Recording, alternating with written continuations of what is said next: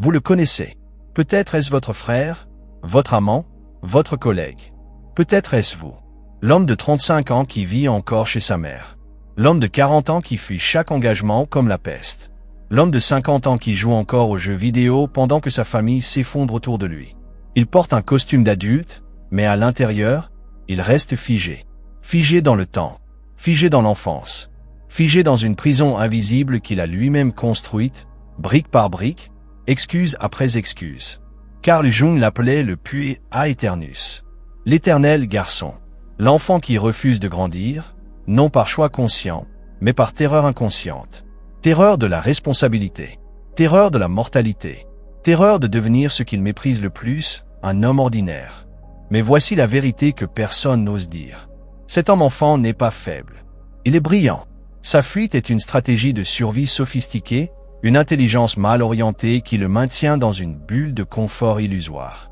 Pendant que le monde exige qu'il grandisse, il trouve 1000 façons créatives de rester petit. Jung a identifié ce phénomène il y a près d'un siècle, mais notre époque l'a perfectionné. Le puer aeternus moderne n'est pas simplement un homme immature. C'est un archétype complexe, une réponse psychologique à un monde qui demande tout et n'offre rien en retour. Regardez autour de vous. La société moderne célèbre la jeunesse éternelle.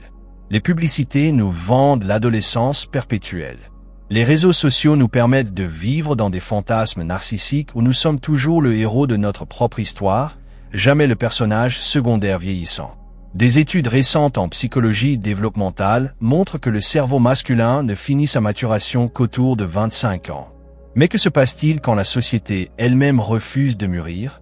Quand les pères sont absents, physiquement ou émotionnellement? Quand les mères surprotègent pour compenser cette absence? L'homme-enfant n'est pas né de nulle part.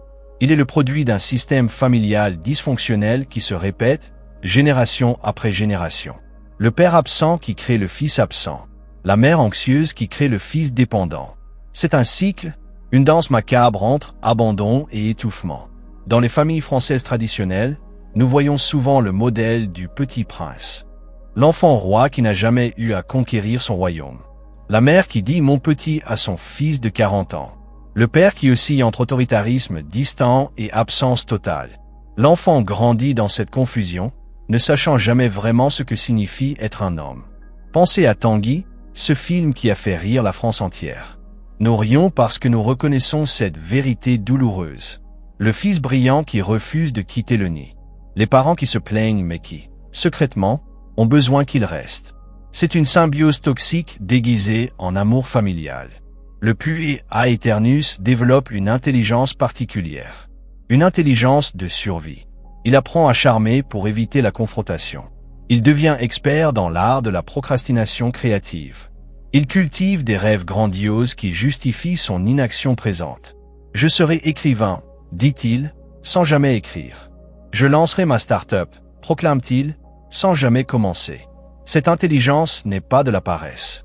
C'est de la terreur cristallisée en stratégie. Chaque excuse est un bouclier contre la réalité brutale de la condition adulte. Chaque retard est une victoire contre le temps qui passe. Chaque relation avortée est une protection contre la vulnérabilité de l'engagement. Le philosophe existentialiste français Jean-Paul Sartre parlait de la mauvaise foi. Cette capacité humaine à se mentir à soi-même pour éviter la responsabilité de sa liberté. L'homme-enfant est un maître de la mauvaise foi. Il se convainc qu'il n'est pas prêt, que les circonstances ne sont pas favorables, que demain sera différent. Mais demain n'arrive jamais. Parce que demain exige quelque chose que l'homme-enfant ne peut donner, le sacrifice de ses illusions. La mort symbolique de l'enfant omnipotent qu'il croit encore être. L'acceptation de sa mortalité, de ses limites, de son humanité ordinaire. Dans notre culture moderne, cette peur est amplifiée par l'illusion d'options infinies. Pourquoi choisir une femme quand Tinder en promet 1000 autres? Pourquoi s'engager dans une carrière quand LinkedIn suggère des milliers d'alternatives? Pourquoi grandir quand Instagram nous montre des hommes de 50 ans qui vivent comme des adolescents millionnaires? L'homme-enfant moderne vit dans ce paradoxe. Il a plus d'options que jamais, mais moins de capacité à choisir. Il a plus de liberté que jamais, mais moins de courage pour l'utiliser. Il a plus de temps que jamais, mais moins de sens pour le remplir. Voici comment vous reconnaissez l'homme-enfant. Non pas par son âge, mais par ses patterns. non pas par son apparence, mais par son absence. Absence de direction, absence d'engagement, absence de présence réelle dans sa propre vie. Il vit encore chez ses parents à 35 ans. Ou s'il a son propre appartement, c'est un musée du chaos adolescent. Des posters de films qu'il aimait à 15 ans. Des collections de figurines qui valent une fortune sur eBay. Un lit défait depuis 3 semaines. Une cuisine vide sauf pour les boîtes de céréales et les canettes de Red Bull. Ses relations amoureuses suivent un pattern prévisible. L'idéalisation intense au début. Elle est parfaite, dit-il après 2 rendez-vous. Puis la déception inévitable quand elle révèle son humanité. Elle est trop exigeante, se plaint-il quand elle demande un engagement. Il fuit avant que la relation ne devienne réelle, avant qu'elle ne demande quelque chose de lui. Il change de travail comme on change de chaîne de télévision. Toujours à la recherche du job parfait qui ne demande aucun effort mais offre reconnaissance immédiate. Il rêve d'être CEO mais refuse d'être stagiaire. Il veut le salaire du directeur avec les responsabilités de l'étudiant. Son compte bancaire raconte une histoire de chaos financier. De l'argent dépensé impulsivement en gadgets inutiles. Des dettes accumulées pour maintenir une image. L'incapacité à épargner parce que la vie est courte. Mais paradoxalement, il vit comme s'il était immortel, comme si les conséquences n'existaient pas. Il est expert en excuses. Le système est corrompu. La société est injuste. Les femmes sont toutes les mêmes. Les patrons sont tous des idiots. C'est toujours la faute de quelqu'un d'autre. Il est la victime perpétuelle de circonstances qu'il ne contrôle jamais. Ses amitiés sont superficielles. Des compagnons de beuverie qui ne connaissent pas ses peurs. Des partenaires de jeux vidéo qui ne savent pas son vrai nom. Il évite l'intimité réelle parce que l'intimité demande de la vulnérabilité et la vulnérabilité révèle la vérité qu'il fuit, qu'il a peur. Son rapport au temps est dysfonctionnel. Il vit dans un présent perpétuel sans passé à honorer ni futur à construire. Les deadlines sont des suggestions. Les rendez-vous sont approximatifs. Il arrive en retard partout parce qu'inconsciemment, il refuse d'arriver nulle part. Il consomme la culture mais ne crée rien. Il regarde des milliers d'heures de séries mais n'écrit jamais sa propre histoire. Il joue à des jeux vidéo où il est le héros mais fuit l'héroïsme quotidien de la vie réelle. Il critique les œuvres des autres mais ne produit que du vide. Sa sexualité est adolescente. Obsédé par la performance et la quantité plutôt que la connexion et la qualité. Il consomme de la pornographie comme un adolescent, fuit l'intimité comme un enfant effrayé. Il veut le plaisir sans la responsabilité, l'orgasme sans l'engagement. Il vieillit mais ne mûrit pas. À 40 ans, il a les mêmes conversations qu'avant, les mêmes plaintes, les mêmes rêves non réalisés, les mêmes excuses. Le temps passe mais il reste immobile, comme un insecte pris dans l'ambre de sa propre peur. Son corps trahit sa négligence. Soit il l'ignore complètement, se nourrissant de malbouffe et évitant tout exercice. Soit il l'obsède narcissiquement, passant des heures au gymnase pour sculpter une armure musculaire qui cache sa fragilité intérieure. Dans les 2 cas, le corps n'est pas habité, juste utilisé ou ignoré. Il parle beaucoup mais ne dit rien. Des heures de monologue sur ses théories, ses plans, ses opinions. Mais demandez-lui ce qu'il ressent vraiment, et il devient muet. Demandez-lui ses peurs, et il change de sujet. Demandez-lui son cœur, et il vous offre son ego. Mais écoutez bien. Au fond de cette prison qu'il s'est construite, l'homme-enfant entend parfois un murmure. Un appel. La voix de l'homme qu'il pourrait devenir s'il acceptait de laisser mourir l'enfant qu'il n'est plus. Jung nous enseigne que nous ne pouvons pas éliminer notre ombre. Nous devons l'intégrer. L'homme-enfant doit regarder en face le petit garçon terrifié qui se cache derrière le masque de l'éternelle jeunesse. Il doit lui parler, l'écouter, le comprendre, et finalement, le libérer. Qui regarde dehors rêve. Qui regarde dedans s'éveille, écrivait Jung. L'homme-enfant a passé sa vie à regarder dehors, cherchant dans le monde extérieur la validation qu'il ne peut se donner lui-même. La guérison commence quand il tourne son regard vers l'intérieur, vers l'obscurité qu'il a fui si longtemps. Voici les questions qu'il doit poser à son enfant intérieur. Petit garçon, de quoi as-tu eu si peur? Qui t'a dit que tu n'étais pas assez? Qui t'a abandonné au moment où tu avais le plus besoin de guidance? Qui t'a étouffé quand tu avais besoin de liberté? Les réponses viendront comme des vagues. Peut-être le souvenir d'un père qui partait toujours. Peut-être une mère qui pleurait la nuit. Peut-être un moment précis où il a compris que grandir signifiait souffrir, et il a décidé, inconsciemment, de ne jamais grandir. Le processus est brutal. Absolument brutal. C'est une mort psychologique. La mort de l'illusion. La mort du fantasme. La mort de l'enfant omnipotent qui croyait pouvoir éviter la souffrance en évitant la vie. Le deuil viendra en premier. Des larmes pour les années perdues. Pour les opportunités manquées. Pour les femmes qui l'ont aimé et qui l'a fui. Pour les rêves qu'il a laissés mourir. Pour le père qu'il n'a jamais eu. Pour l'homme qu'il n'est jamais devenu. Puis viendra la rage. Une rage volcanique contre ceux qui l'ont abandonné. Contre ceux qui l'ont surprotégé. Contre la société qui l'a séduit avec ses promesses vides. Contre lui-même pour avoir cru ses mensonges. Cette rage est sacrée. Elle est la preuve qu'il est vivant, qu'il peut encore ressentir, qu'il n'est pas complètement anesthésié. Voici les étapes concrètes de la transformation. Premièrement, identifier le moment de la fracture. Retournez en mémoire au moment précis où l'enfant a décidé de ne pas grandir. Peut-être était-ce quand papa est parti. Peut-être quand maman a dit « tu es tout ce que j'ai ». Peut-être quand il a vu la tristesse dans les yeux des adultes et a promis de ne jamais devenir comme eux. Identifiez ce moment. Le ressentir. Le pleurer. Deuxièmement, établir des rituels de passage. Les sociétés traditionnelles avaient des rites d'initiation. L'homme moderne doit créer les siens. Peut-être déménager enfin de chez ses parents. Peut-être jeter ces objets d'enfance qui le maintiennent dans le passé. Peut-être s'engager dans quelque chose qui fait peur.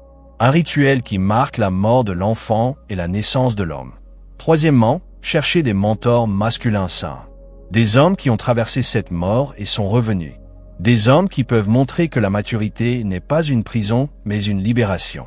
Des hommes qui incarnent une masculinité qui protège sans étouffer, qui guide sans dominer, qui aime sans dépendre. Quatrièmement, apprendre la discipline de la présence. Commencer petit. Arriver à l'heure. Tenir une promesse. Finir un projet. Payer une facture. Des actes simples qui ancrent dans la réalité. Chaque petit acte de responsabilité est une victoire contre l'enfant intérieur qui veut fuir. Cinquièmement, embrasser la solitude constructive. Non pas l'isolement de l'homme-enfant qui fuit les autres, mais la solitude de l'homme qui apprend à se tenir compagnie. Méditer, écrire, marcher seul dans la nature. Apprendre à être avec soi-même sans distraction, sans fuite, sans excuse. Le processus prendra du temps. Des mois, des années peut-être. Il y aura des rechutes. Des moments où l'enfant reprendra le contrôle. Des moments où la peur sera plus forte que le courage. C'est normal. C'est humain. C'est le chemin. Écoutez maintenant la vérité finale. L'homme-enfant n'est pas condamné. Il peut choisir. À chaque instant, il peut choisir. Choisir de grandir. Choisir d'aimer. Choisir d'être présent. Choisir la douleur de la croissance plutôt que la douleur de la stagnation. La vraie liberté n'est pas l'absence de responsabilité. C'est la capacité de choisir ses responsabilités. L'homme-enfant croit qu'il est libre parce qu'il n'a pas d'obligation. Mais il est l'esclave de sa peur. L'homme mature comprend que la liberté vient de l'engagement choisi, de la discipline acceptée, de la limitation embrassée. Sartre nous l'a dit, nous sommes condamnés à être libres. L'homme-enfant fuit cette condamnation. L'homme mature l'embrasse. Il comprend que chaque choix est une mort et une naissance. Choisir une femme, c'est renoncer à toutes les autres. Choisir une carrière, c'est renoncer aux autres possibilités. Mais dans ce renoncement, dans cette mort des possibilités infinies, naît quelque chose de réel. Une vie vécue plutôt qu'une vie rêvée. L'homme qui émerge de cette transformation n'est pas parfait. Il est authentique. Il ne prétend plus être un prince.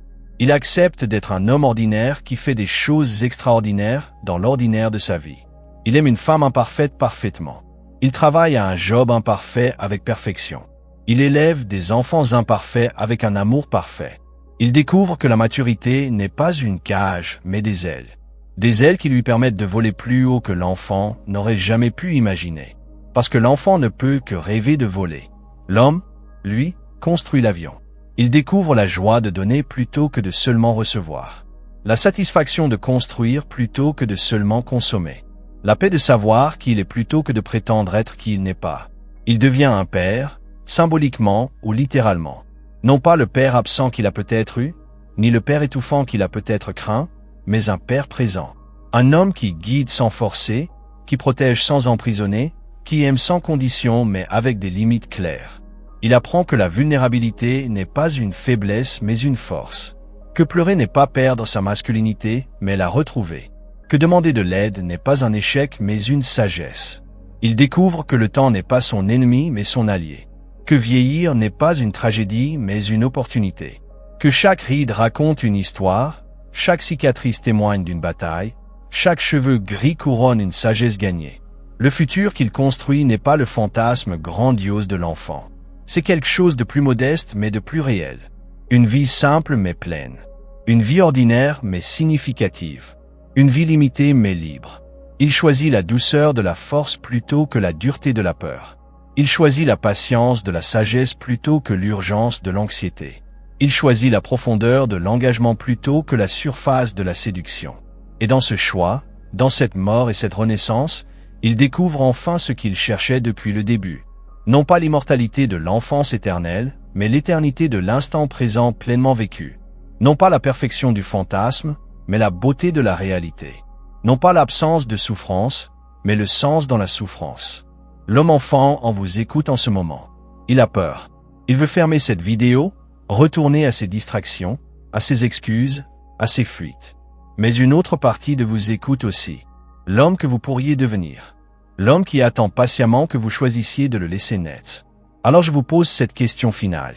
Si vous pouviez choisir, maintenant, aujourd'hui, à cet instant précis, de faire un pas, juste un petit pas, vers cet homme. Si vous pouviez choisir de poser un acte, juste un acte, qui marque le début de cette transformation. Quel serait ce pas? Quel serait cet acte? Et si vous le faisiez, maintenant,